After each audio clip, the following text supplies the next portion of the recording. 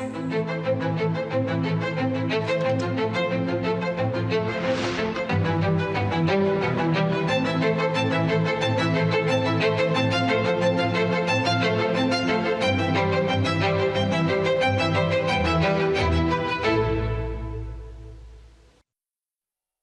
ಪ್ರೀತಿಯ ದೇಶವಾಸಿಗಳೇ ನಮಸ್ಕಾರ. ಮನ್ ಕಿ ಬಾತ್ನಲ್ಲಿ ಮತ್ತೊಮ್ಮೆ ದೇಶದ ಯಶಸ್ಸುಗಳ ಬಗ್ಗೆ, ದೇಶವಾಸಿಗಳ ಸಾಧನೆಗಳ ಬಗ್ಗೆ ನಾವು ಮಾತನಾಡೋಣ. ಕಳೆದ ಕೆಲವು ವಾರಗಳಲ್ಲಿ ಕ್ರೀಡೆ ಆಗಿರಲಿ, ವಿಜ್ಞಾನ ಆಗಿರಲಿ ಅಥವಾ ಸಂಸ್ಕೃತಿಯಾಗಿರಲಿ, ಬಹಳಷ್ಟು ಸಂಗತಿಗಳು ಘಟಿಸಿವೆ.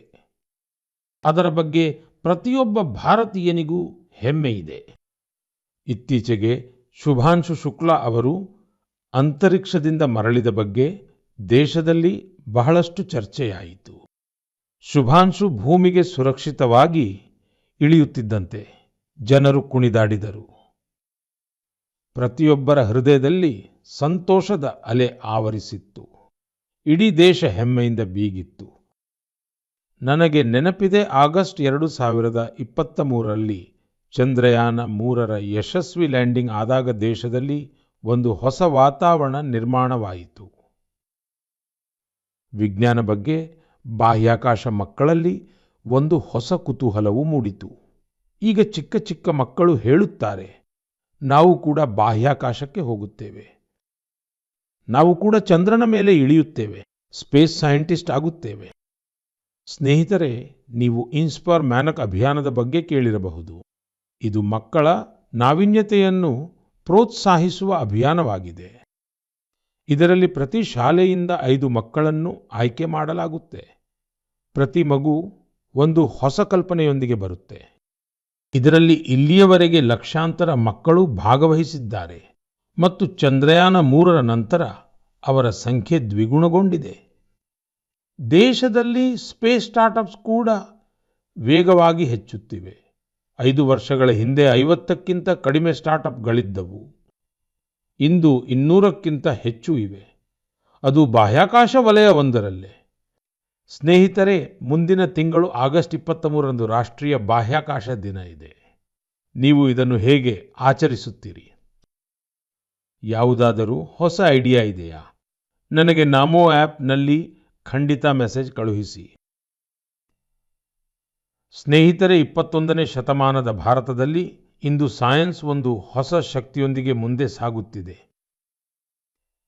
ಕೆಲವು ದಿನಗಳ ಹಿಂದೆ ನಮ್ಮ ವಿದ್ಯಾರ್ಥಿಗಳು ಇಂಟರ್ನ್ಯಾಷನಲ್ ಕೆಮಿಸ್ಟ್ರಿ ಒಲಿಂಪಿಯಾಡ್ನಲ್ಲಿ ಪದಕ ಗೆದ್ದಿದ್ದಾರೆ. ದೇವೇಶ ಪಂಕಜ್ ಸಂದೀಪ್ ಕುಚಿ, ದೇವದತ್ತ ಪ್ರಿಯದರ್ಶಿ ಮತ್ತು ಉಜ್ವಲ್ ಕೇಸರಿ, ಈ 4 ಭಾರತದ ಹೆಸರನ್ನು ಬೆಳಗಿಸಿದ್ದಾರೆ. ಗಣಿತದ ಜಗತ್ತಿನಲ್ಲಿಯೂ ಭಾರತ ತನ್ನ ಗುರುತನ್ನು ಇನ್ನಷ್ಟು ಬಲಪಡಿಸಿದೆ. ಆಸ್ಟ್ರೇಲಿಯಾದಲ್ಲಿ ನಡೆದ ಇಂಟರ್ನ್ಯಾಷನಲ್ ಮ್ಯಾಥಮ್ಯಾಟಿಕಲ್ ಒಲಿಂಪಿಯಾಡ್ನಲ್ಲಿ ನಮ್ಮ ವಿದ್ಯಾರ್ಥಿಗಳು 3 ಚಿನ್ನ, 2 ಬೆಳ್ಳಿ ಮತ್ತು 1 ಕಂಚಿನ ಪದಕವನ್ನು ಗೆದ್ದಿದ್ದಾರೆ. ಸ್ನೇಹಿತರೆ, ಮುಂದಿನ ತಿಂಗಳು ಮುಂಬೈನಲ್ಲಿ ಆಸ್ಟ್ರಾನಮಿ ಮತ್ತು ಆಸ್ಟ್ರೋಫಿಸಿಕ್ಸ್ ಒಲಿಂಪಿಯಾಡ್ ನಡೆಯಲಿದೆ. ಇದರಲ್ಲಿ 60ಕ್ಕೂ ಹೆಚ್ಚು ದೇಶಗಳ ವಿದ್ಯಾರ್ಥಿಗಳು ಬರುತ್ತಾರೆ, ವಿಜ್ಞಾನಿಗಳು ಬರುತ್ತಾರೆ. ಇದು ಇಲ್ಲಿಯವರೆಗಿನ ಅತಿ ದೊಡ್ಡ ಒಲಿಂಪಿಯಾಡ್ ಆಗಲಿದೆ. ಒಂದು ರೀತಿಯಲ್ಲಿ ನೋಡಿದರೆ ಭಾರತ ಈಗ ಒಲಿಂಪಿಕ್ಸ್ ಮತ್ತು ಒಲಿಂಪಿಯಾಡ್ಸ್ ಎರಡರಲ್ಲೂ ಮುಂದೆ ಸಾಗುತ್ತಿದೆ. ನನ್ನ ಪ್ರೀತಿಯ ದೇಶವಾಸಿಗಳೇ, ನಾವೆಲ್ಲರೂ ಹೆಮ್ಮೆ ಪಡುವಂತಹ ಇನ್ನೊಂದು ಸುದ್ದಿ ಯುನೆಸ್ಕೋದಿಂದ ಬಂದಿದೆ. ಯುನೆಸ್ಕೋ 12 ಮರಾಠ ಕೋಟೆಗಳನ್ನು ವರ್ಲ್ಡ್ ಹೆರಿಟೇಜ್ ಸೈಟ್ಸ್ ಎಂದು ಗುರುತಿಸಿದೆ. 11 ಕೋಟೆಗಳು ಮಹಾರಾಷ್ಟ್ರದಲ್ಲಿ ಮತ್ತು 1 ಕೋಟೆ ತಮಿಳುನಾಡಿನಲ್ಲಿದೆ. ಪ್ರತಿ ಕೋಟೆಯೊಂದಿಗೂ ಇತಿಹಾಸದ ಒಂದೊಂದು ಪುಟ ಜೋಡಿಸಲ್ಪಟ್ಟಿದೆ. ಪ್ರತಿ ಕಲ್ಲು ಒಂದು ಐತಿಹಾಸಿಕ ಘಟನೆಗೆ ಸಾಕ್ಷಿಯಾಗಿದೆ. ಸಲ್ಹೇರ್ ಕೋಟೆ, ಅಲ್ಲಿ ಮೊಘಲರು ಸೋತರು. ಶಿವನೇರಿ, ಅಲ್ಲಿ ಛತ್ರಪತಿ ಶಿವಾಜಿ ಮಹಾರಾಜರು ಹುಟ್ಟಿದರು.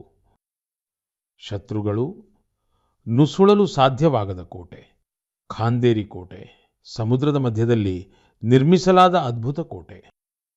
ಶತ್ರುಗಳು ಅವರನ್ನು ತಡೆಯಲು ಬಯಸಿದ್ದರು, ಆದರೆ ಶಿವಾಜಿ ಮಹಾರಾಜರು ಅಸಾಧ್ಯವಾದುದನ್ನು ಸಾಧ್ಯವಾಗಿಸಿ ತೋರಿಸಿದರು. ಪ್ರತಾಪಗಢ ಕೋಟೆ, ಅಲ್ಲಿ ಅಫ್ಜಲ್ ಖಾನ್ ಮೇಲೆ ವಿಜಯ ಸಾಧಿಸಲಾಯಿತು. ಆ ಸಾಹಸಗಾಥೆಯ ಪ್ರತಿಧ್ವನಿ ಇಂದಿಗೂ ಕೋಟೆಯ ಗೋಡೆಗಳಲ್ಲಿ ಪ್ರತಿಧ್ವನಿಸುತ್ತದೆ. ವಿಜಯದುರ್ಗ, ಅಲ್ಲಿ ರಹಸ್ಯ ಸುರಂಗಗಳಿದ್ದವು. ಛತ್ರಪತಿ ಶಿವಾಜಿ ಮಹಾರಾಜರ ದೂರದೃಷ್ಟಿಗೆ ಈ ಕೋಟೆಯಲ್ಲಿ ಸಾಕ್ಷಿ ಸಿಗುತ್ತದೆ. ನಾನು ಕೆಲವು ವರ್ಷಗಳ ಹಿಂದೆ ರಾಯಗಢಕ್ಕೆ ಭೇಟಿ ನೀಡಿದ್ದೆ. ಛತ್ರಪತಿ ಶಿವಾಜಿ ಮಹಾರಾಜರ ಪ್ರತಿಮೆಯ ಮುಂದೆ ನಮಸ್ಕರಿಸಿದ್ದೆ. ಈ ಅನುಭವ ನನ್ನ ಜೊತೆ ಜೀವನ ಪರ್ಯಂತ ಇರುತ್ತದೆ. ಸ್ನೇಹಿತರೆ, ದೇಶದ ಇತರ ಭಾಗಗಳಲ್ಲೂ ಇದೇ ರೀತಿಯ ಅದ್ಭುತ ಕೋಟೆಗಳಿವೆ. ಅವು ಆಕ್ರಮಣಗಳನ್ನು ಎದುರಿಸಿವೆ, ಹವಾಮಾನದ ತೀವ್ರತೆಯನ್ನು ಸಹಿಸಿಕೊಂಡಿವೆ, ಆದರೆ ಸ್ವಾಭಿಮಾನವನ್ನು ಎಂದಿಗೂ ಬಾಗಲು ಬಿಟ್ಟಿಲ್ಲ. ರಾಜಸ್ಥಾನದ ಚಿತ್ತೋರ್ಗಢ ಕೋಟೆ, ಕುಂಭಲ್ಗಢ ಕೋಟೆ, ರಣಥಂಬೋರ್ ಕೋಟೆ, ಅಮೇರ್ ಕೋಟೆ, ಜೈಸಲ್ಮೇರ್ ಕೋಟೆಗಳೆಲ್ಲವೂ ವಿಶ್ವ ಪ್ರಸಿದ್ಧವಾಗಿವೆ.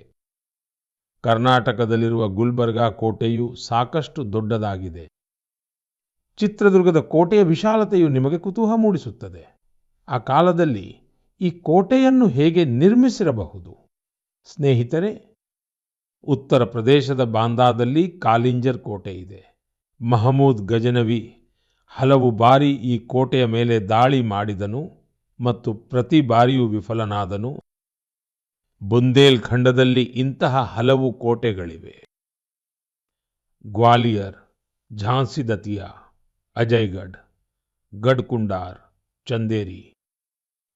ಈ ಕೋಟೆಗಳು ಕೇವಲ ಇಟ್ಟಿಗೆ ಕಲ್ಲುಗಳಲ್ಲ, ಇವು ನಮ್ಮ ಸಂಸ್ಕೃತಿಯ ಪ್ರತೀಕ. ಸಂಸ್ಕಾರ ಮತ್ತು ಸ್ವಾಭಿಮಾನ ಇಂದಿಗೂ ಈ ಕೋಟೆಗಳ ಎತ್ತರದ ಗೋಡೆಗಳಿಂದ ಇಣುಕುತ್ತವೆ.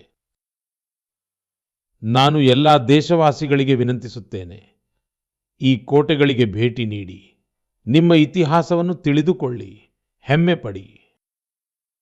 ನನ್ನ ಪ್ರೀತಿಯ ದೇಶವಾಸಿಗಳೇ, ನೀವು ಕಲ್ಪಿಸಿಕೊಳ್ಳಿ, ಸಂಪೂರ್ಣ ಮುಂಜಾನೆಯ ಸಮಯ, ಬಿಹಾರದ ಮುಜಾಫರ್ಪುರ್ ನಗರ, ದಿನಾಂಕ 11 ಆಗಸ್ಟ್ 1908. ಪ್ರತಿ ಗಲ್ಲಿ, ಪ್ರತಿ ಚೌಕ, ಪ್ರತಿ ಚಲನವಲನ ಆ ಸಮಯದಲ್ಲಿ ನಿಂತು ಹೋದಂತಿತ್ತು.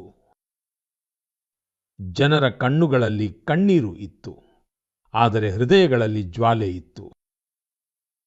ಜನರು ಜೈಲನ್ನು ಸುತ್ತುವರೆದಿದ್ದರು. ಅಲ್ಲಿ ಒಬ್ಬ 18 ವರ್ಷದ ಯುವಕ ಬ್ರಿಟಿಷರ ವಿರುದ್ಧ ದೇಶಪ್ರೇಮ ತೋರಿದಕ್ಕಾಗಿ ಬೆಲೆ ತೆರುತ್ತಿದ್ದ. ಜೈಲಿನ ಒಳಗೆ ಬ್ರಿಟಿಷ್ ಅಧಿಕಾರಿಗಳು ಒಬ್ಬ ಯುವಕನಿಗೆ ಗಲ್ಲು ಶಿಕ್ಷೆ ನೀಡಲು ಸಿದ್ಧತೆ ನಡೆಸುತ್ತಿದ್ದರು. ಆ ಯುವಕನ ಮುಖದಲ್ಲಿ ಭಯವಿರಲಿಲ್ಲ, ಬದಲಾಗಿ ಹೆಮ್ಮೆ ಇತ್ತು. ಅದು ದೇಶಕ್ಕಾಗಿ ಪ್ರಾಣತ್ಯಾಗ ಮಾಡುವವರಿಗೆ ಇರುವ ಹೆಮ್ಮೆ. ಆ ವೀರ, ಆ ಸಾಹಸಿ ಯುವಕ ಯಾರೆಂದರೆ ಖುದಿರಾಮ್ ಬೋಸ್. ಕೇವಲ 18ನೇ ವಯಸ್ಸಿನಲ್ಲಿ ಅವರು ಇಡೀ ದೇಶವನ್ನೇ ಬೆಚ್ಚಿ ಬೀಳಿಸುವ ಧೈರ್ಯವನ್ನು ತೋರಿಸಿದರು. ಆಗ ಪತ್ರಿಕೆಗಳು ಸಹ ಬರೆದಿದ್ದವು, ಖುದಿರಾಮ್ ಬೋಸ್ ಗಲ್ಲುಗಂಬದ ಕಡೆಗೆ ಹೆಜ್ಜೆ ಹಾಕಿದಾಗ ಅವರ ಮುಖದಲ್ಲಿ ನಗು ಇತ್ತು. ಇದೇ ರೀತಿ ಅಸಂಖ್ಯಾತ ಬಲಿದಾನಗಳ ನಂತರ, ಶತಮಾನಗಳ ತಪಸ್ಸಿನ ನಂತರ ನಮಗೆ ಸ್ವಾತಂತ್ರ್ಯ ಸಿಕ್ಕಿತ್ತು. ನಮ್ಮ ದೇಶದ ದೇಶಪ್ರೇಮಿಗಳು ತಮ್ಮ ರಕ್ತದಿಂದ ಸ್ವಾತಂತ್ರ್ಯ ಚಳುವಳಿಯನ್ನು ಪೋಷಿಸಿದ್ದರು. ಸ್ನೇಹಿತರೆ, ಆಗಸ್ಟ್ ತಿಂಗಳು ಅದಕ್ಕಾಗಿಯೇ ಕ್ರಾಂತಿಯ ತಿಂಗಳು. 1ನೇ ಆಗಸ್ಟ್ ರಂದು ಲೋಕಮಾನ್ಯ ಬಾಲ ಗಂಗಾಧರ ತಿಲಕರ ಪುಣ್ಯತಿಥಿ ಇದೆ. ಹಾಗೆಯೇ ಇದೇ ಆಗಸ್ಟ್ 8ರಂದು ಮಹಾತ್ಮ ಗಾಂಧೀಜಿ ಅವರ ನಾಯಕತ್ವದಲ್ಲಿ ಭಾರತ ಬಿಟ್ಟು ತೊಲಗಿ ಆಂದೋಲನ ಶುರುವಾಯಿತು. ನಂತರ ಬರುತ್ತದೆ ಆಗಸ್ಟ್ 15, ನಮ್ಮ ಸ್ವಾತಂತ್ರ್ಯ ದಿನ.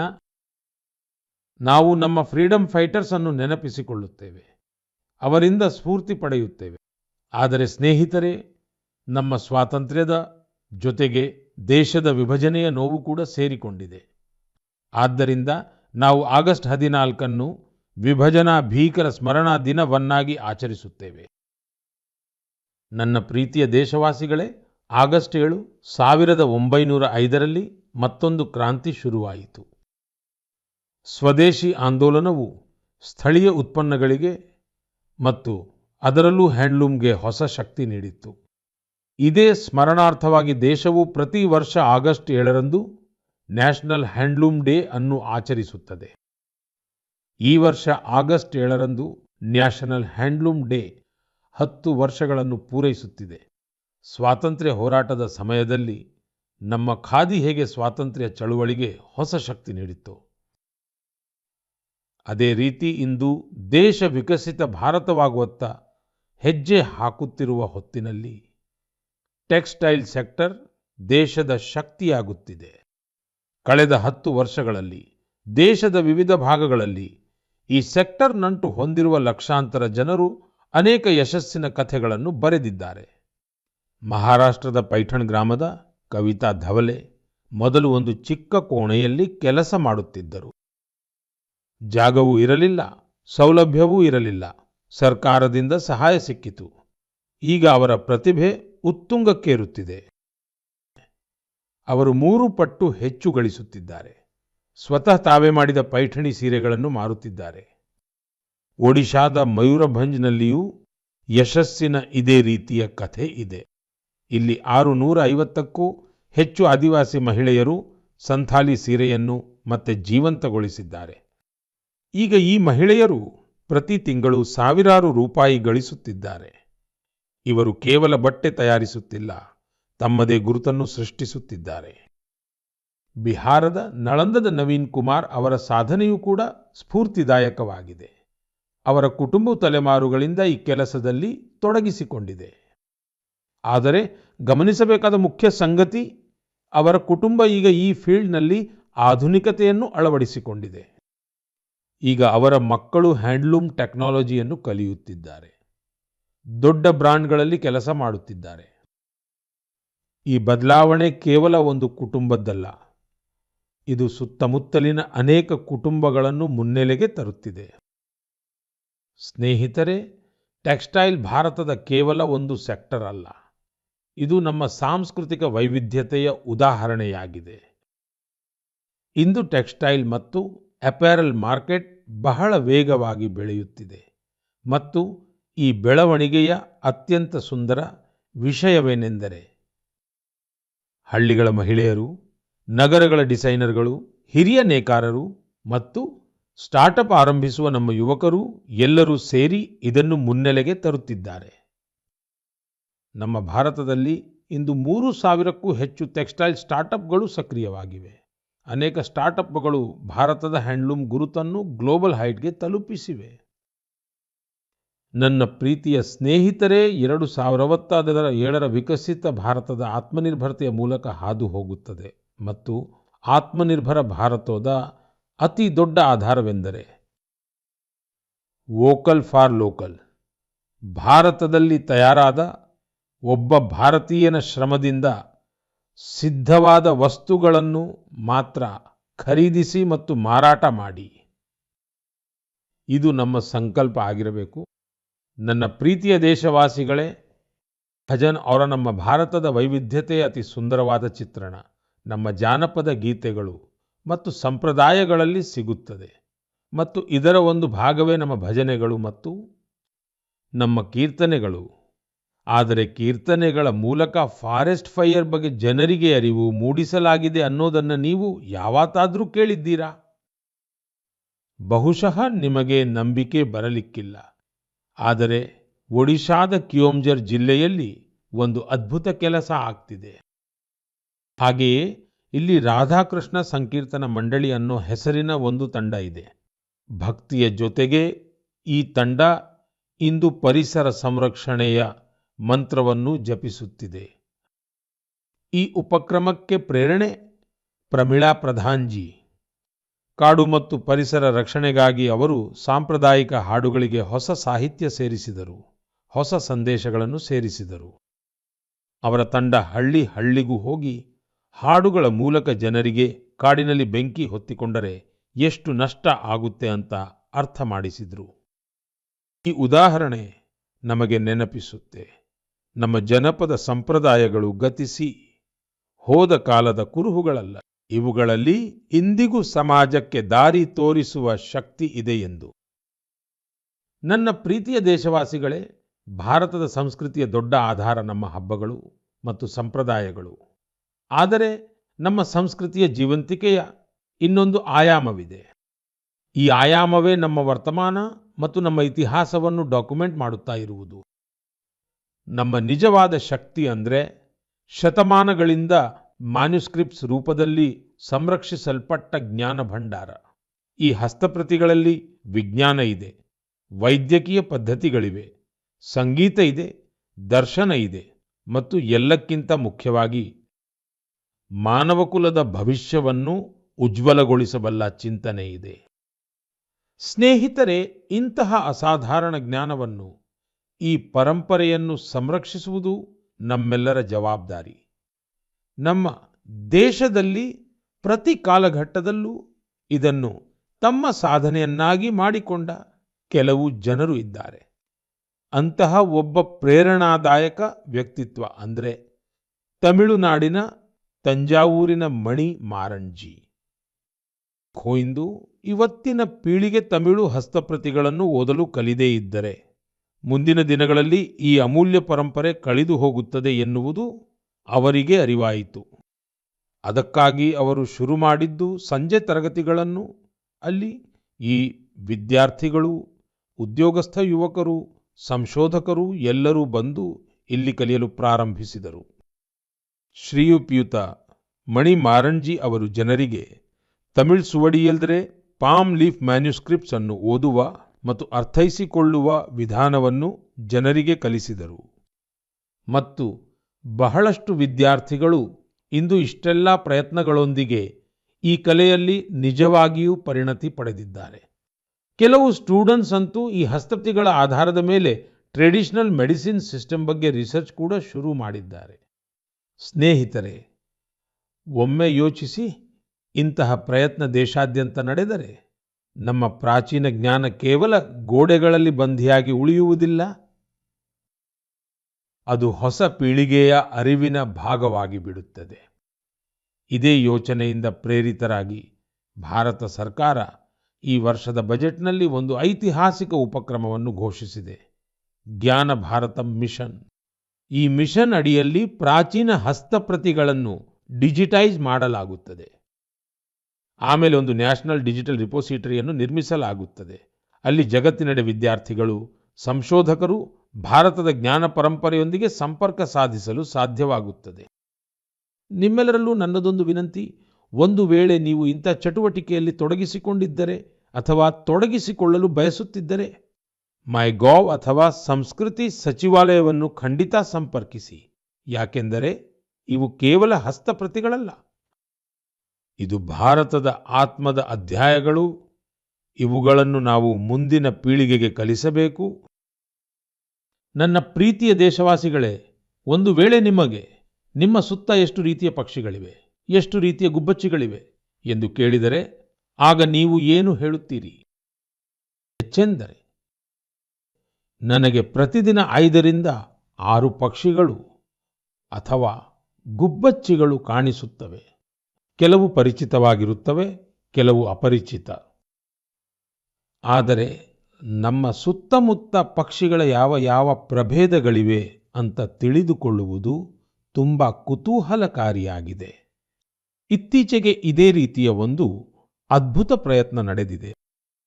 ಸ್ಥಳ ಅಸ್ಸಾಂನ ಕ್ಯಾಜಿರಂಗಾ ನ್ಯಾಷನಲ್ ಪಾರ್ಕ್. ಸಾಮಾನ್ಯವಾಗಿ ಈ ಪ್ರದೇಶವು ತನ್ನ ರೈನೋಸ್ ಅಂದರೆ ಖಡ್ಗಮೃಗಗಳಿಗೆ ಹೆಸರುವಾಸಿಯಾಗಿದೆ. ಆದರೆ ಈ ಬಾರಿ ಚರ್ಚೆಯ ವಿಷಯವಾಗಿರುವುದು ಇಲ್ಲಿನ ಹುಲ್ಲುಗಾವಲುಗಳು ಮತ್ತು ಅವುಗಳಲ್ಲಿ ವಾಸಿಸುವ ಗುಬ್ಬಚ್ಚಿಗಳು. ಇಲ್ಲಿ ಮೊದಲ ಬಾರಿಗೆ ಗ್ರಾಸ್ಲ್ಯಾಂಡ್ ಬರ್ಡ್ ಸೆನ್ಸಸ್ ಆಗಿದೆ. ನಿಮಗೆ ತಿಳಿದರೆ ಖುಷಿಯಾಗುತ್ತೆ. ಈ ಸೆನ್ಸಸ್ನಿಂದಾಗಿ ಪಕ್ಷಿಗಳ 40ಕ್ಕೂ ಹೆಚ್ಚು ಪ್ರಭೇದಗಳನ್ನು ಗುರುತಿಸಲಾಗಿದೆ. ಇವುಗಳಲ್ಲಿ ಹಲವು ಅಪರೂಪದ ಪಕ್ಷಿಗಳು ಸೇರಿವೆ. ನೀವು ಯೋಚಿಸುತ್ತಿರಬಹುದು, ಇಷ್ಟು ಪಕ್ಷಿಗಳು ಹೇಗೆ ಗುರುತಿಸಲ್ಪಟ್ಟವು ಅಂತ? ಇದರಲ್ಲಿ ಟೆಕ್ನಾಲಜಿ ಅದ್ಭುತ ಕೆಲಸ ಮಾಡಿದೆ. ಸೆನ್ಸಸ್ ಮಾಡುವ ತಂಡ ಧ್ವನಿ ರೆಕಾರ್ಡ್ ಮಾಡುವ ಯಂತ್ರಗಳನ್ನು ಅಳವಡಿಸಿತು. ನಂತರ ಕಂಪ್ಯೂಟರ್ ಮೂಲಕ ಆ ಧ್ವನಿಗಳನ್ನು ವಿಶ್ಲೇಷಿಸಲಾಯಿತು. AI ಅನ್ನು ಬಳಸಲಾಯಿತು. ಕೇವಲ ಧ್ವನಿಗಳಿಂದಲೇ ಪಕ್ಷಿಗಳನ್ನು ಗುರುತಿಸಲಾಯಿತು. ಅದು ಅವುಗಳನ್ನು ಡಿಸ್ಟರ್ಬ್ ಮಾಡದೆ. ಯೋಚಿಸಿ, ಟೆಕ್ನಾಲಜಿ ಮತ್ತು ಸಂವೇದನಶೀಲತೆ ಒಂದಾದಾಗ ಪ್ರಕೃತಿಯನ್ನು ಅರ್ಥ ಮಾಡಿಕೊಳ್ಳುವುದು ಎಷ್ಟು ಸುಲಭ ಮತ್ತು ಗಾಢವಾಗುತ್ತದೆ. ನಾವು ಈ ಬಗೆಯ ಪ್ರಯತ್ನಗಳನ್ನು ಪ್ರೋತ್ಸಾಹಿಸಬೇಕು. ಇದರಿಂದ ನಮ್ಮ ಜೀವವೈವಿಧ್ಯವನ್ನು ಗುರುತಿಸಲು ಮತ್ತು ಮುಂದಿನ ಪೀಳಿಗೆಯನ್ನು ಅದಕ್ಕೆ ಜೋಡಿಸಲು ಸಾಧ್ಯವಾಗುತ್ತದೆ. ನನ್ನ ಪ್ರೀತಿಯ ದೇಶವಾಸಿಗಳೇ, ಕೆಲವೊಮ್ಮೆ ಕತ್ತಲು ಹೆಚ್ಚು ಆವರಿಸಿರುವ ಜಾಗದಿಂದಲೇ ಅತಿ ದೊಡ್ಡ ಬೆಳಕು ಹೊರಹೊಮ್ಮುತ್ತದೆ. ಅಂತಹದ್ದೇ ಒಂದು ಉದಾಹರಣೆ ಜಾರ್ಖಂಡ್ನ ಗುಮ್ಲಾ ಜಿಲ್ಲೆಯದು. ಒಂದು ಸಮಯವಿತ್ತು, ಆಗ ಈ ಪ್ರದೇಶ ಮಾವೋವಾದಿ ಹಿಂಸಾಚಾರಕ್ಕೆ ಹೆಸರುವಾಸಿಯಾಗಿತ್ತು. ಬಾಸಿಯಾ ಬ್ಲಾಕ್ನ ಹಳ್ಳಿಗಳು ನಿರ್ಜನವಾಗುತ್ತಿದ್ದವು. ಜನರು ಭಯದ ನೆರಳಿನಲ್ಲಿ ಬದುಕುತ್ತಿದ್ದರು. ಉದ್ಯೋಗದ ಯಾವುದೇ ಸಾಧ್ಯತೆ ಕಾಣಿಸುತ್ತಿರಲಿಲ್ಲ. ಭೂಮಿ ಖಾಲಿ ಬಿದ್ದಿತ್ತು ಮತ್ತು ಯುವಕರು ವಲಸೆ ಹೋಗುತ್ತಿದ್ದರು. ಆದರೆ ನಂತರ ಬಹಳ ಶಾಂತವಾಗಿ ಮತ್ತು ತಾಳ್ಮೆಯಿಂದ ಒಂದು ಬದಲಾವಣೆ ಪ್ರಾರಂಭವಾಯಿತು. ಓಂ ಪ್ರಕಾಶ್ ಸಾಹು ಜಿ ಎಂಬ ಹೆಸರಿನ ಒಬ್ಬ ಯುವಕ ಹಿಂಸೆಯ ಮಾರ್ಗವನ್ನು ಬಿಟ್ಟರು. ಅವರು ಮೀನುಗಾರಿಕೆ ಪ್ರಾರಂಭಿಸಿದರು. ನಂತರ ಅವರು ತಮ್ಮಂತಹ ಅನೇಕ ಸ್ನೇಹಿತರನ್ನು ಇದಕ್ಕಾಗಿ ಪ್ರೇರೇಪಿಸಿದರು. ಅವರ ಪ್ರಯತ್ನ ಪರಿಣಾಮ ಬೀರಿತು ಕೂಡ. ಯಾರು ಈ ಮೊದಲು ಬಂದೂಕು ಹಿಡಿದಿದ್ದರೋ ಈಗ ಮೀನು ಹಿಡಿಯುವ ಬಲೆಯನ್ನು ಹಿಡಿದಿದ್ದಾರೆ. ಸ್ನೇಹಿತರೆ, ಓಂ ಪ್ರಕಾಶ್ ಸಾಹು ಜಿ ಅವರ ಆರಂಭ ಸುಲಭವಾಗಿರಲಿಲ್ಲ. ಅವರಿಗೆ ವಿರೋಧವಿತ್ತು, ಬೆದರಿಕೆಗಳು ಬಂದವು. ಆದರೆ ಅವರ ಧೈರ್ಯ ಕುಗ್ಗಲಿಲ್ಲ. ಪ್ರಧಾನಮಂತ್ರಿ ಮತ್ಸ್ಯ ಸಂಪದ ಯೋಜನೆ ಬಂದಾಗ ಅವರಿಗೆ ಹೊಸ ಶಕ್ತಿ ಸಿಕ್ಕಿತು. ಸರ್ಕಾರದಿಂದ ಟ್ರೈನಿಂಗ್ ಸಿಕ್ಕಿತು. ಕೆರೆ ನಿರ್ಮಿಸಲು ಸಹಾಯ ಸಿಕ್ಕಿತು ಮತ್ತು ನೋಡುತ್ತಲೇ ಗುಮ್ಲಾದಲ್ಲಿ ಮೀನುಗಾರಿಕೆ ಕ್ರಾಂತಿ ಪ್ರಾರಂಭವಾಯಿತು. ಇಂದು ಬಾಸಿಯಾ ಬ್ಲಾಕ್ನ 150ಕ್ಕೂ ಹೆಚ್ಚು ಕುಟುಂಬಗಳು ಮೀನು ಸಾಕಾಣಿಕೆಯಲ್ಲಿ ತಮ್ಮನ್ನು ತೊಡಗಿಸಿಕೊಂಡಿವೆ. ಕೆಲವರು ನಕ್ಸಲ್ ಸಂಘಟನೆಯಲ್ಲಿದ್ದವರು ಕೂಡ ಈಗ ಇದರಲ್ಲಿದ್ದಾರೆ. ಈಗ ಅವರು ಹಳ್ಳಿಯಲ್ಲೇ ಗೌರವದಿಂದ ಜೀವನ ನಡೆಸುತ್ತಿದ್ದಾರೆ ಮತ್ತು ಇತರರಿಗೆ ಉದ್ಯೋಗ ನೀಡುತ್ತಿದ್ದಾರೆ. ಗುಮ್ಲಾದ ಈ ಯಾತ್ರೆ ನಮಗೆ ಕಲಿಸುತ್ತದೆ, ದಾರಿ ಸರಿಯಾಗಿದ್ದರೆ ಮತ್ತು ಮನಸ್ಸಿನಲ್ಲಿ ನಂಬಿಕೆ ಇದ್ದರೆ ಅತ್ಯಂತ ಕಠಿಣ ಪರಿಸ್ಥಿತಿಗಳಲ್ಲಿಯೂ ನಾವು ಅಭಿವೃದ್ಧಿಯ ದೀಪವನ್ನು ಹಚ್ಚಬಹುದು. ನನ್ನ ಪ್ರೀತಿಯ ದೇಶವಾಸಿಗಳೇ, ನಿಮಗೆ ಗೊತ್ತಾ ಒಲಿಂಪಿಕ್ಸ್ ನಂತರ ಅತಿ ದೊಡ್ಡ ಕ್ರೀಡಾಕೂಟ ಯಾವುದು ಎಂದು? ಇದಕ್ಕೆ ಉತ್ತರ world police and fire games. ಜಗತ್ತಿನಾದ್ಯಂತದ ಪೊಲೀಸ್ ಸಿಬ್ಬಂದಿ, ಫೈರ್ ಫೈಟರ್ಸ್, ಸೆಕ್ಯೂರಿಟಿಗೆ ಸಂಬಂಧಿಸಿದ ಜನರ ನಡುವೆ ನಡೆಯುವ ಸ್ಪೋರ್ಟ್ಸ್ ಟೂರ್ನಮೆಂಟ್. ಈ ಬಾರಿ ಈ ಟೂರ್ನಮೆಂಟ್ ಅಮೆರಿಕಾದಲ್ಲಿ ನಡೆಯಿತು ಮತ್ತು ಇದರಲ್ಲಿ ಭಾರತ ಇತಿಹಾಸ ಸೃಷ್ಟಿಸಿತು. ಭಾರತ ಸುಮಾರು 600 ಮೆಡಲ್ ಗೆದ್ದಿತು. 71 ದೇಶಗಳಲ್ಲಿ ನಾವು ಟಾಪ್ 3ಗೆ ತಲುಪಿದೆವು. ದೇಶಕ್ಕಾಗಿ ಹಗಲು ರಾತ್ರಿ ಶ್ರಮಿಸುವ ಸಮವಸ್ತ್ರಧಾರಿಗಳ ಕಠಿಣ ಪರಿಶ್ರಮ ನಿಜಕ್ಕೂ ಫಲ ನೀಡಿದೆ. ನಮ್ಮ ಈ ಸ್ನೇಹಿತರು ಈಗ ಕ್ರೀಡಾಂಗಣದಲ್ಲಿಯೂ ಧ್ವಜವನ್ನು ಎತ್ತಿ ಹಿಡಿಯುತ್ತಿದ್ದಾರೆ. ನಾನು ಎಲ್ಲ ಆಟಗಾರರು ಮತ್ತು ಕೋಚಿಂಗ್ ಟೀಮ್ಗೆ ಅಭಿನಂದನೆ ಸಲ್ಲಿಸುತ್ತೇನೆ. ಅಂದಹಾಗೆ ಈ ಗೇಮ್ಸ್ ನಮ್ಮ ದೇಶದಲ್ಲಿ 2029ರಲ್ಲಿ ನಡೆಯಲಿವೆ ಎಂಬುದು ನಿಮಗೆ ಆಸಕ್ತಿದಾಯಕ ಅನ್ನಿಸಬಹುದು. ಜಗತ್ತಿನಾದ್ಯಂತದಿಂದ ಆಟಗಾರರು ನಮ್ಮ ದೇಶಕ್ಕೆ ಬರುತ್ತಾರೆ. ನಾವು ಅವರಿಗೆ ಭಾರತದ ಆತಿಥ್ಯವನ್ನು ತೋರಿಸುತ್ತೇವೆ, ನಮ್ಮ ಕ್ರೀಡಾ ಸಂಸ್ಕೃತಿಯನ್ನು ಪರಿಚಯಿಸುತ್ತೇವೆ. ಸ್ನೇಹಿತರೆ, ಇತ್ತೀಚೆಗೆ ನನಗೆ ಅನೇಕ ಯಂಗ್ ಅಥ್ಲೀಟ್ಸ್ ಮತ್ತು ಅವರ ಪೋಷಕರಿಂದ ಸಂದೇಶಗಳು ಬಂದಿವೆ. ಇವುಗಳಲ್ಲಿ ಖೇಲೋ ಭಾರತ ನೀತಿ 2025 ಅನ್ನು ಬಹಳವಾಗಿ ಶ್ಲಾಘಿಸಲಾಗಿದೆ. ಈ ನೀತಿಯ ಗುರಿ ಸ್ಪಷ್ಟವಾಗಿದೆ: ಭಾರತವನ್ನು ಸ್ಪೋರ್ಟಿಂಗ್ ಸೂಪರ್ ಪವರ್ ಆಗಿ ಮಾಡುವುದು.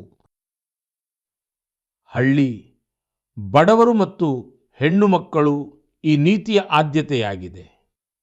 ಸ್ಕೂಲ್ ಮತ್ತು ಕಾಲೇಜ್ಗಳು ಈಗ ಆಟವನ್ನು ದೈನಂದಿನ ಜೀವನದ ಭಾಗವನ್ನಾಗಿ ಮಾಡಲಿವೆ. ಕ್ರೀಡೆಗೆ ಸಂಬಂಧಿಸಿದ ಸ್ಟಾರ್ಟ್ಅಪ್ಸ್, ಅದು ಸ್ಪೋರ್ಟ್ಸ್ ಮ್ಯಾನೇಜ್ಮೆಂಟ್ಸ್ ಆಗಿರಲಿ ಅಥವಾ ಮ್ಯಾನುಫ್ಯಾಕ್ಚರಿಂಗ್ಗೆ ಸಂಬಂಧಿಸಿದ್ದಾಗಿರಲಿ, ಅವರಿಗೆ ಎಲ್ಲ ರೀತಿಯಿಂದಲೂ ಸಹಾಯ ಮಾಡಲಾಗುತ್ತದೆ. ಯೋಚಿಸಿ, ದೇಶದ ಯುವಕರು ಸ್ವತಃ ತಯಾರಿಸಿದ ರ್ಯಾಕೆಟ್ ಬ್ಯಾಟ್ ಮತ್ತು ಬಾಲ್ನೊಂದಿಗೆ ಆಡುತ್ತಾರೆ, ಆಗ ಆತ್ಮನಿರ್ಭರತೆಯ ಮಿಷನ್ಗೆ ಎಷ್ಟು ದೊಡ್ಡ ಶಕ್ತಿ ಸಿಗುತ್ತದೆ. ಸ್ನೇಹಿತರೆ, ಕ್ರೀಡೆಗಳು ಟೀಮ್ ಸ್ಪಿರಿಟ್ ಅನ್ನು ಸೃಷ್ಟಿಸುತ್ತವೆ. ಇದು ಫಿಟ್ನೆಸ್, ಆತ್ಮವಿಶ್ವಾಸ ಮತ್ತು ಒಂದು ಬಲಿಷ್ಠ ಭಾರತದ ನಿರ್ಮಾಣದ ಹಾದಿಯಾಗಿದೆ. ಆದ್ದರಿಂದ ಚೆನ್ನಾಗಿ ಆಡಿ ಮತ್ತು ಚೆನ್ನಾಗಿ ಬೆಳೆಯಿರಿ. ನನ್ನ ಪ್ರೀತಿಯ ದೇಶವಾಸಿಗಳೇ, ಕೆಲವು ಜನರಿಗೆ ಕೆಲವೊಮ್ಮೆ ಯಾವುದೇ ಕೆಲಸ ಅಸಾಧ್ಯವೆಂದು ತೋರುತ್ತದೆ. ಇದು ನಿಜವಾಗಲೂ ಸಾಧ್ಯ ಇದೆಯಾ ಅಂತ ಅವರು ಆಶ್ಚರ್ಯಪಡ್ತಾರೆ. ಆದರೆ ದೇಶ ಒಂದೇ ಆಲೋಚನೆಯಲ್ಲಿ ಒಟ್ಟಾಗಿ ಬಂದರೆ ಅಸಾಧ್ಯವು ಸಾಧ್ಯವಾಗುತ್ತದೆ. ಸ್ವಚ್ಛ ಭಾರತ ಮಿಷನ್ ಇದರ ಅತಿ ದೊಡ್ಡ ಉದಾಹರಣೆಯಾಗಿದೆ. ಶೀಘ್ರದಲ್ಲೇ ಈ ಮಿಷನ್ಗೆ 11 ವರ್ಷಗಳು ಪೂರ್ಣಗೊಳ್ಳುತ್ತವೆ. ಆದರೆ ಇದರ ಶಕ್ತಿ ಮತ್ತು ಇದರ ಅವಶ್ಯಕತೆ ಇಂದಿಗೂ ಹಾಗೆಯೇ ಇದೆ. ಈ 11 ವರ್ಷಗಳಲ್ಲಿ ಸ್ವಚ್ಛ ಭಾರತ ಮಿಷನ್ ಒಂದು ಜನ ಆಂದೋಲನವಾಗಿದೆ.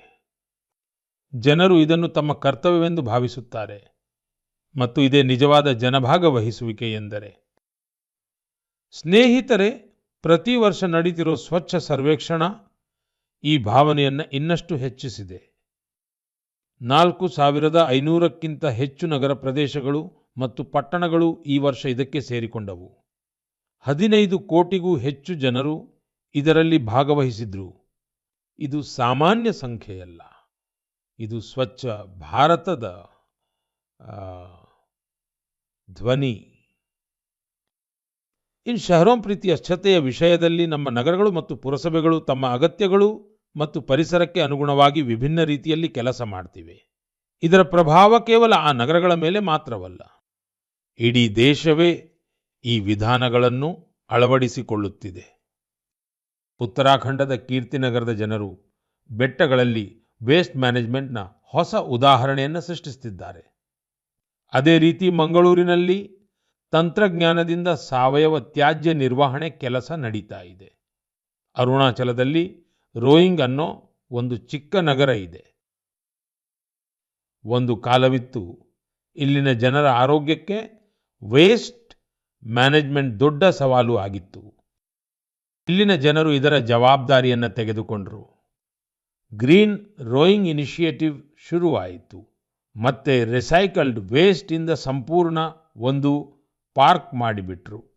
ಹಾಗೇನೆ ಕರಾಡ್ನಲ್ಲಿ, ವಿಜಯವಾಡದಲ್ಲಿ ವಾಟರ್ ಮ್ಯಾನೇಜ್ಮೆಂಟ್ನ ಎಷ್ಟೋ ಹೊಸ ಉದಾಹರಣೆಗಳು ಹುಟ್ಟಿಕೊಂಡಿವೆ. ಹಾಗೆಯೇ ಅಹಮದಾಬಾದ್ನಲ್ಲಿರುವ ರಿವರ್ ಫ್ರಂಟ್ನ ಸ್ವಚ್ಛತೆಯೂ ಕೂಡ ಎಲ್ಲರ ಗಮನ ಸೆಳೆದಿದೆ. ಸ್ನೇಹಿತರೆ, ಭೋಪಾಲ್ನ ಒಂದು ತಂಡದ ಹೆಸರು ಸಕಾರಾತ್ಮಕ ಸೋಚ್. ಇದರಲ್ಲಿ 200 ಮಹಿಳೆಯರಿದ್ದಾರೆ. ಇವರು ಕೇವಲ ಸ್ವಚ್ಛಗೊಳಿಸೋದಿಲ್ಲ, ಆಲೋಚನೆಗಳನ್ನು ಬದಲಾಯಿಸುತ್ತಾರೆ.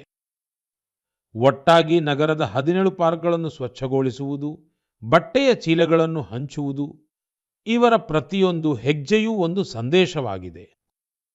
ಇಂತಹ ಪ್ರಯತ್ನಗಳಿಂದಲೇ ಭೋಪಾಲ್ ಕೂಡ ಈಗ ಸ್ವಚ್ಛ ಸರ್ವೇಕ್ಷಣದಲ್ಲಿ ತುಂಬಾ ಮುಂದೆ ಬಂದಿದೆ. ಲಕ್ನೋದ ಗೋಮತಿ ನದಿ ಟೀಮ್ನ ಬಗ್ಗೆ ಹೇಳೋದು ಕೂಡ ಮುಖ್ಯ. 10 ವರ್ಷಗಳಿಂದ ಪ್ರತಿ ಭಾನುವಾರ ದಣಿಯದೆ ನಿಲ್ಲದೆ ಈ ತಂಡದ ಜನ ಸ್ವಚ್ಛತೆಯ ಕೆಲಸದಲ್ಲಿ ತೊಡಗಿಕೊಂಡಿದ್ದಾರೆ. ಹಾಗೆಯೇ ಛತ್ತೀಸ್ಗಢದ ಬಿಲ್ಹಾದ ಉದಾಹರಣೆಯು ಅದ್ಭುತವಾಗಿದೆ. ಇಲ್ಲಿ ಮಹಿಳೆಯರಿಗೆ ವೇಸ್ಟ್ ಮ್ಯಾನೇಜ್ಮೆಂಟ್ನ ಟ್ರೈನಿಂಗ್ ನೀಡಲಾಯಿತು ಮತ್ತು ಅವರು ಒಟ್ಟಾಗಿ ನಗರದ ಚಿತ್ರಣವನ್ನೇ ಬದಲಾಯಿಸಿಬಿಟ್ಟರು. ಗೋವಾದ ಪಣಜಿ ನಗರದ ಉದಾಹರಣೆಯು ಪ್ರೇರಣೆ ನೀಡುವಂತಿದೆ. ಅಲ್ಲಿ ಕಸವನ್ನು 16 ವರ್ಗಗಳಲ್ಲಿ ವಿಂಗಡಿಸಲಾಗುತ್ತದೆ ಮತ್ತು ಇದರ ನೇತೃತ್ವವನ್ನು ಮಹಿಳೆಯರು ವಹಿಸಿಕೊಂಡಿದ್ದಾರೆ. ಪಣಜಿಗೆ ರಾಷ್ಟ್ರಪತಿ ಪುರಸ್ಕಾರ ಕೂಡ ಸಿಕ್ಕಿದೆ. ಗೆಳೆಯರೇ, ಸ್ವಚ್ಛತೆ ಕೇವಲ ಒಂದು ಸಮಯದ, ಒಂದು ದಿನದ ಕೆಲಸವಲ್ಲ. ನಾವು ವರ್ಷದಲ್ಲಿ ಪ್ರತಿದಿನ, ಪ್ರತಿ ಕ್ಷಣ ಸ್ವಚ್ಛತೆಗೆ ಆದ್ಯತೆ ನೀಡಿದರೆ ಮಾತ್ರ ದೇಶ ಸ್ವಚ್ಛವಾಗಿರಲು ಸಾಧ್ಯ. ಗೆಳೆಯರೇ, ಶ್ರಾವಣದ ಮಳೆಯ ಹನಿಗಳ ನಡುವೆ ದೇಶ ಮತ್ತೊಮ್ಮೆ ಹಬ್ಬಗಳ ಸಂಭ್ರಮದಿಂದ ಅಲಂಕೃತಗೊಳ್ಳಲಿದೆ. ಇಂದು ಹರಿಯಾಲಿ ತೀಜ್ ಇದೆ, ನಂತರ ನಾಗಪಂಚಮಿ ಮತ್ತು ರಕ್ಷಾಬಂಧನ, ನಂತರ ನಮ್ಮ ತುಂಟ ಕೃಷ್ಣನ ಜನ್ಮೋತ್ಸವವಾದ ಜನ್ಮಾಷ್ಟಮಿ. ಈ ಎಲ್ಲ ಹಬ್ಬಗಳು ನಮ್ಮ ಭಾವನೆಗಳೊಂದಿಗೆ ಇಲ್ಲಿ ಬೆಸೆದುಕೊಂಡಿವೆ. ಇವು ನಮಗೆ ಪ್ರಕೃತಿಯೊಂದಿಗಿನ ಸಂಪರ್ಕ ಮತ್ತು ಸಮತೋಲನದ ಸಂದೇಶವನ್ನು ನೀಡುತ್ತವೆ. ನಿಮ್ಮೆಲ್ಲರಿಗೂ ಈ ಪವಿತ್ರ ಹಬ್ಬಗಳ ಹಾರ್ದಿಕ ಶುಭಾಶಯಗಳು. ನನ್ನ ಪ್ರೀತಿಯ ಸ್ನೇಹಿತರೆ, ನಿಮ್ಮ ಆಲೋಚನೆಗಳು ಮತ್ತು ಅನುಭವಗಳನ್ನು ಹಂಚಿಕೊಳ್ಳುತ್ತಾ ಇರಿ. ಮುಂದಿನ ತಿಂಗಳು ದೇಶವಾಸಿಗಳ ಕೆಲವು ಹೊಸ ಸಾಧನೆಗಳು ಮತ್ತು ಸ್ಫೂರ್ತಿಗಳೊಂದಿಗೆ ಮತ್ತೆ ಭೇಟಿಯಾಗೋಣ. ನಿಮ್ಮ ಬಗ್ಗೆ ಕಾಳಜಿ ವಹಿಸಿ. ತುಂಬು ಹೃದಯದ ಧನ್ಯವಾದಗಳು.